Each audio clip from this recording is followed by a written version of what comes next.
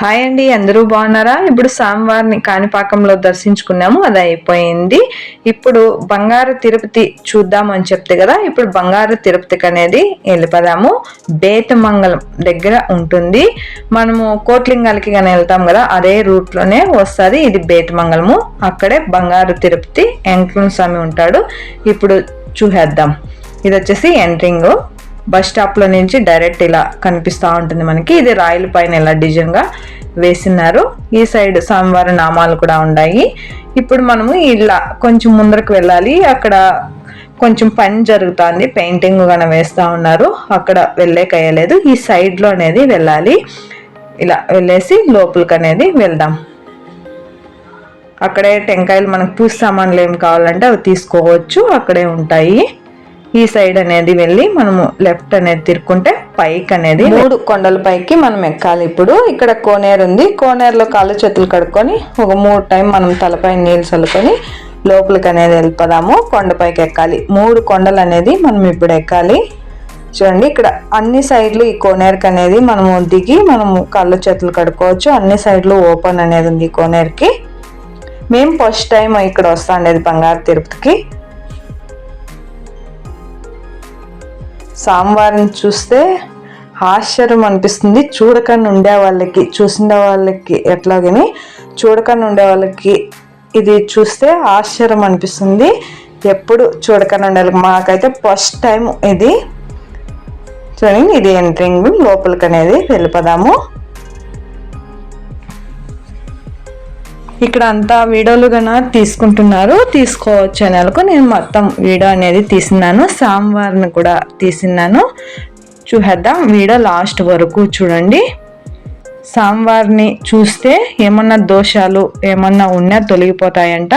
అనుకున్న పనులు కూడా జరుగుతాయి సవ్యంగా అని చెప్తారు. ఇక్కడ గరుడుది స్వామివారు, గరుడి స్వామివారు ఉన్నారు. అక్కడ కూడా పెయింటింగ్ అనేది జరుగుతుంది. కట్లంతాను కట్టేసినారు, కనిపిస్తూ ఉండలేదు.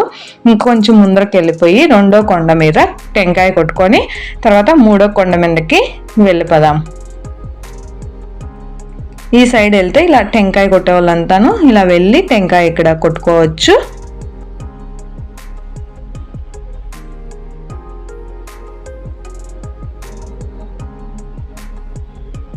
అయిపోయింది. ఇక్కడే కొంచెం అక్కడ పాదాలు ఉంటాయి, అక్కడ టెంకాయ కొట్టిండేది పెట్టుకొని తీసుకొని ఇంకా స్వామివారి దగ్గరికి వెళ్ళిపోదాము. చూడండి, స్వామివారిని ఇక్కడ చూడండి, ఇటుకి సైజులోనే ఈ గుడి ఉండేది. ఈ 6 రంధ్రాల్లోనే మనం స్వామివారిని చూడాలంట. ఫస్ట్ దర్శనం ఇచ్చిండేది స్వామివారు ఈ 6 రంధ్రాల్లోనే అంట.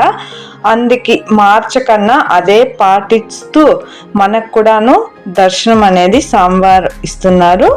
ఇక్కడ మనం అనుకునే కోరికలు ఏమన్నా దోషాలు ఉంటే తొలగిపోతాయంట. ఇదంతాను రౌండ్గా కొండ. మనకి గుడి చూడండి, చిన్నగానే మన కిటికీ ఎంత హైట్ ఉందో అంత హైట్లోనే ఉంటారు స్వామివారు. ఆ కిటికీలోనే మనం 6 రంధ్రాల్లోనే చూడాలి. చూడండి, రౌండ్గా సన్న దారి. ఆ సైడ్ ఎక్కేది, ఈ సైడ్ దిగి అమ్మవారి దగ్గరికి ఇప్పుడు చేరుకున్నాం. చూడండి, ఇక్కడ వచ్చి స్వామివారు, అక్కడ ఇక్కడ వచ్చేసి అమ్మవారు. ఇప్పుడు ఉండేది మనం అమ్మవారి గుడి. ఆ కొండ మీద నుంచి ఈ కొండ మీదకి 2 కొండలు ఉంటాయి. ఈ 2 కొండల మీదను స్వామివారి దగ్గరికి ఫస్ట్ మనం ఎక్కి వెళ్తాము. అదే దారిలోనే ఇంకో రౌండ్గా వేసుకొని స్వామివారిని ఈ కొండ మీదకి అనేది వచ్చేకి దారి ఉంది. నెక్స్ట్ ఇది దిగుతానే బస్ స్టాప్ లెక్క అనేది మనం చేరుకోగలం.